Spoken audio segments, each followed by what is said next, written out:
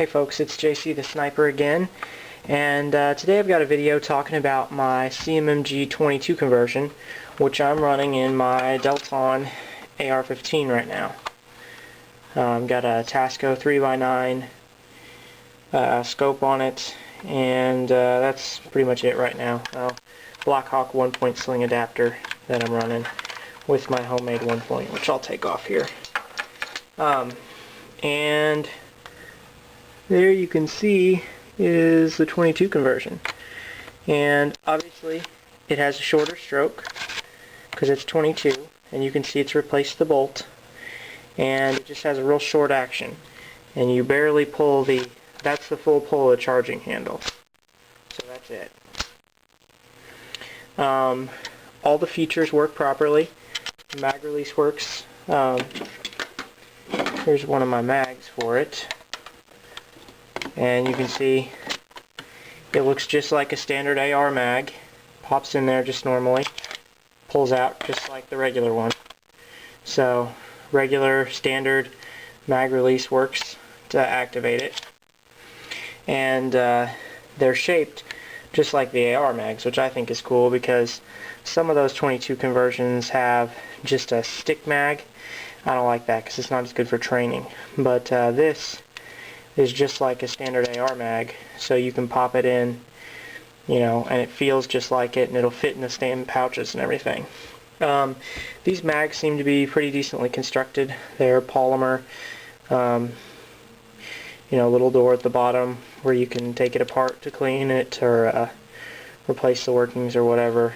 And they are screwed together. I think you can take this apart with a, it's either an Allen or a Torx. I don't remember which, but you can take the whole thing apart if you need to. And polymer feed lips. I would have liked metal feed lips a little bit better, but the polymer works fine, especially for 22, so I don't complain too much about that.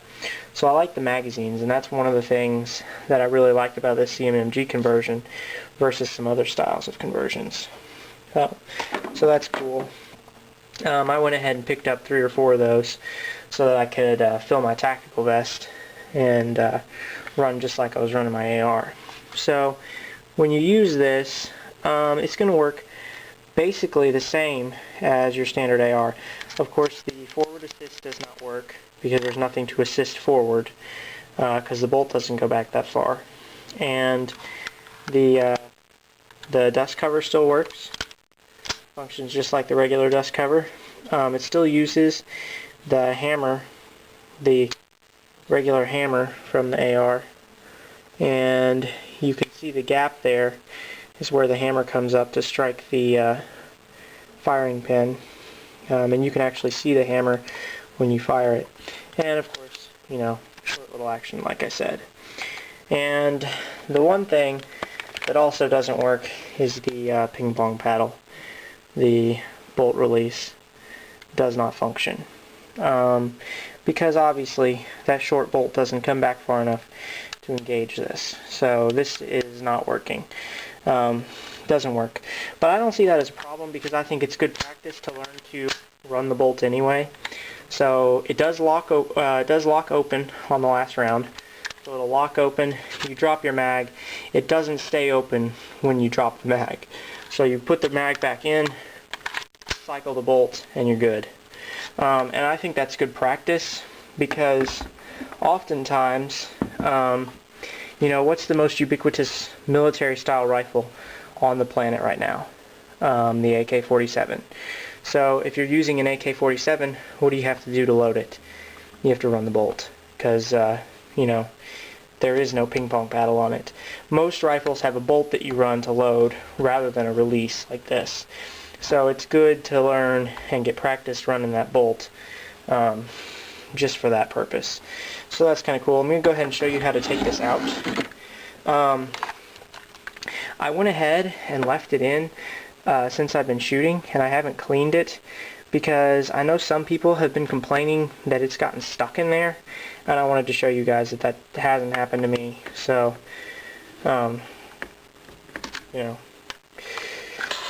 pops open, pull your charging handle, bolt comes right out. And there it is. You know, that's the piece. And then, of course, to go back to AR, take your standard bolt, carrier group, and you know, I've cleaned this up obviously, and you're just going to take that and pop it in, and then of course pin it up, and it's an AR again, or a 223 again. So very easy to do, very simple. You know, you can swap back and forth at any time. I just take my bolt when I'm you know, when I have this bolt out, lube it up, oil it up, throw it in a plastic bag. That way it stays, you know, oiled and lubed and everything good. So I have the Parkerized version of this conversion kit. You can see there it's Parkerized in black. And they do make a stainless version, which I think is probably a little bit better, but that's not what I've got. So anyway, this is a review of the Parkerized version. You can see there the little spring that it operates on. It does not activate the buffer tube, obviously, because that spring is much too powerful for a 22. So there's the little spring the 22 runs on, and it just reciprocates back and forth like that. And these little rails sit still where normally your bolt carrier group would be, and this just reciprocates back and forth inside there. And there's your little firing pin bump, and this piece protects the chamber, and this is the chamber for your 22 long rifle. And of course here's the extractor. It's just a single little claw extractor, which is perfectly adequate for 22 in my opinion, and I've not had any problems with extraction, failure to extract, failure to feed, failure to fire, so that's run perfectly fine. And obviously this part is in your chamber protecting it. And because some people said this sticks, I sanded it a little bit. You can see I sanded the Parkerizing off some and then just lubed it up real good before I put it in there, and it's run perfectly fine for me, so that hasn't been a problem. Go ahead and put it back in here. So we've gone from 22 to AR, and if I can thread this stupid thing, we'll go back to 22. There we go. And pin it back up, and it's a 22 rifle again.